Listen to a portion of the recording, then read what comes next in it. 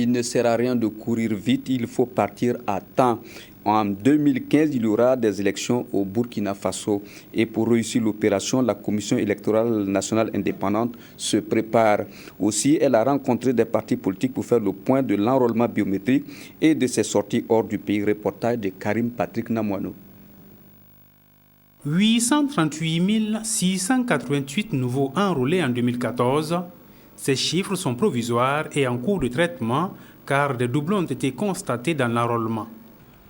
Nos machines ont détecté 202 431 doublons, dont 192 121 doublons qui présentent une bonne similitude entre l'enrôlement de 2012 et l'enrôlement de 2014.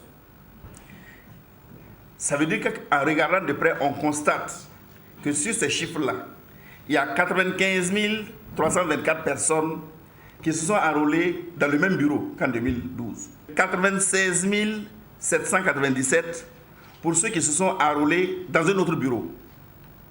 Et généralement, ce sont les fonctionnaires qui se sont déplacés. Ce sont les deux catégories de doublons que nous avons, mais qui sont en réalité de faux doublons. Parce que de toute façon, ils sont identifiables, ils sont fichés, il n'y a pas de souci.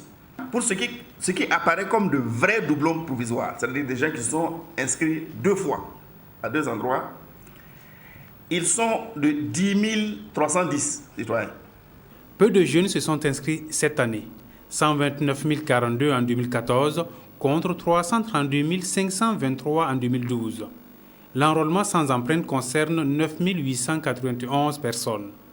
Le président de la CENI ouvre tout de même une fenêtre pour des vérifications. Nous invitons la majorité, l'opposition, les organisations de la société civile qui le souhaitent à venir discuter avec leurs experts, avec nos experts. Le vote des étrangers serait approuvé par les compatriotes. Du reste, des préoccupations ont été posées. Les principales difficultés qui ont été soulevées à ce niveau concernent 1.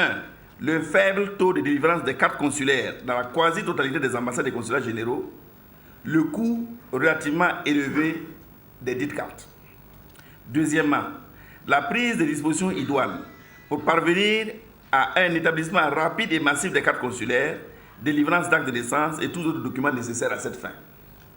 Troisièmement, la prise en compte de nos compatriotes qui vivent dans les pays qui relèvent de la juridiction des ambassades, qui connaissent une bonne concentration de nos compatriotes et qui n'ont pas l'avantage d'être administrés par des consulats généraux ou par des ambassades. Et enfin, la législation de certains pays d'accueil qui n'autorisent pas l'organisation d'élections dans des lieux autres que les locaux même de l'ambassade.